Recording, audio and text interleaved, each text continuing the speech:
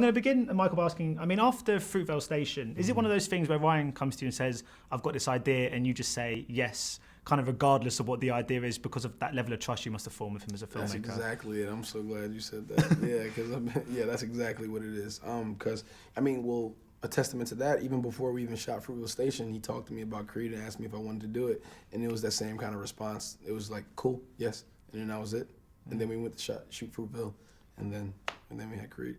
I mean, you play a character, of course, Creed, who has a kind of burden and a weight on his name, and there's almost an expectation that comes with him as a result of that. I mean, is that something you've ever had to contend with yourself, given the fact that you share a name with one of the greatest sportsmen? Man, you know what it is.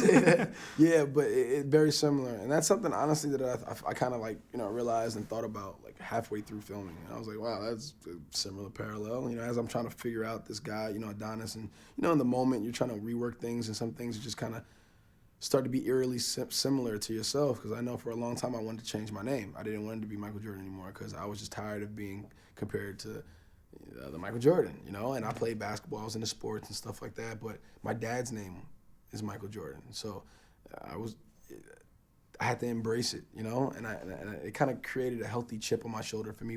I wanted to be competitive. I wanted to have my own legacy, so but I ultimately ended up embracing my name and saying I am my father's son, and just never thought about it twice after that.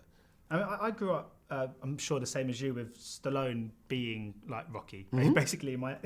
And I just wondered, was it quite surreal not only to be kind of sharing a screen with him and acting opposite him, but acting opposite him while he was portraying Rocky? Yeah. I mean, I never thought I would be on acting opposite Rocky, period, because I think everybody thought Rocky was, put the rest. So to be able to work with Rocky and then Sly is pretty cool. Pretty cool.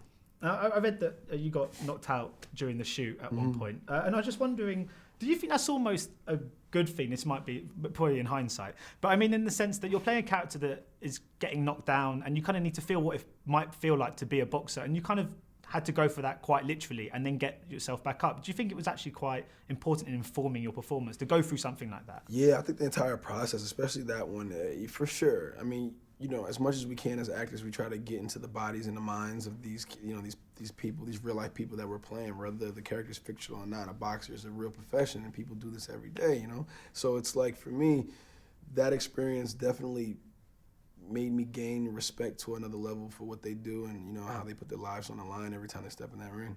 Because I mean, a character like this is so much about the kind of physicality. I imagine the training must have been quite overbearing when you first took on the role. When you're playing a role like that, does it become more of a challenge to get to the emotional core of the character when so much of your time is kind of consumed by the physicality of the part? No, because I think it goes hand in hand. I think the physicality for me, anyway, was harder than the emotional aspect of it all, is because you're constantly working on the emotional aspect. There's only a certain amount of hours in a day you can spend in the gym. I feel like the more time that you have to live with this character, that you're talking with it with Sly, you're talking with it with Ryan and Aaron, and you're constantly finding things and moving it. That's the natural progression that's going to happen. Those are the conversations that are going to be had. But when you have to force yourself not to eat that because it's going to be bad, because it's going to change the way you may feel or the way you may perform, or you have to do the extra reps of push-ups and pull-ups and and bench press and stuff like that, because if you don't, you're not going to look right. That's the pressure that I kind of had. So I think the physicality part was harder than the emotional for me. Of course, I mean, Ryan is obviously now gone into the Marvel universe, directing Black Panther. I mean, have you spoken to him about potentially getting a role in that? Because it'd be a shame for you not to collaborate again.